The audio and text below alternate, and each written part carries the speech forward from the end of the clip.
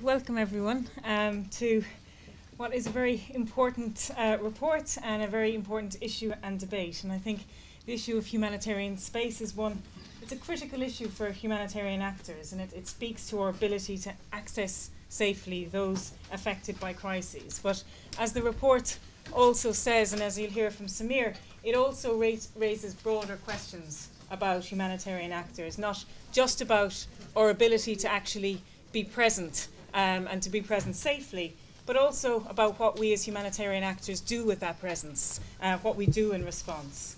And I think this report tackles this issue head on. It asks fundamental questions about the role, the perceptions, and the relationships of humanitarian actors in conflicts. And it asks how humanitarian agencies should engage in the environments in which they operate, and how they should relate to political and military actors that often determine the environment and the lives of civilians that are caught in these conflicts. Most importantly, I think, it poses important challenges to us about the responsibilities of humanitarian actors and when we should consider withdrawing or limiting our activities when we're unable to meet those responsibilities.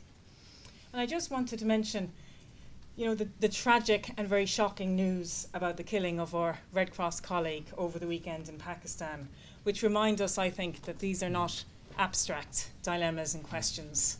They're very real, and they have very real consequences for humanitarian organisations, their staff, and the work that we do on the ground. But his death is also a very sobering reminder of why we're working in these environments, and that the threats and the risks that he faced are ones that local populations often face daily in these conflict contexts. So I'm very pleased to have such a panel of experts and authors to address this issue of humanitarian space. I'm Sorcha O'Callaghan from the British Red Cross, and I'll be chairing the discussions. Samir El-Hawari, who's one of the two authors of the report. Sarah Collinson is another author, but unfortunately she can't make the discussion today. Samir will introduce the report and the main findings and recommendations. He's a research fellow in the Humanitarian Policy group here at ODI, and his research focuses on the evolving role of humanitarian action in conflict-affected emergencies. He has a particular focus on the interface between humanitarianism and politics. After Samir introduces the report, Marc Dubois will provide his perspectives for about 10 minutes. And Marc is the Executive Director of Médecins Sans Frontières here in the UK. Following 6 years in MSF's Dutch headquarters, he came to the UK, and prior to that he's also worked with MSF in Sudan and another in Angola, and often contributes to these debates. He's a well-known contributor and discussant to these debates. Randolph Kent, who many of us know as the Director of the Humanitarian Futures Programme at King's College London, is also a Senior Research Associate of the college's International Policy Institute. Previously, he was the UN Resident and Humanitarian Coordinator for Somalia during 2002.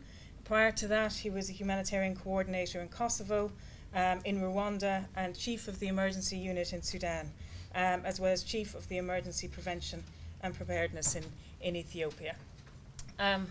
So we'll hear from the panel first of all, and then we'll open to the room for perspectives, comments and questions to the panel. And there's also about 200 people watching online from across the world, and they will be providing comments and questions as well. So I'll be moderating those as well. So first, over to Samir.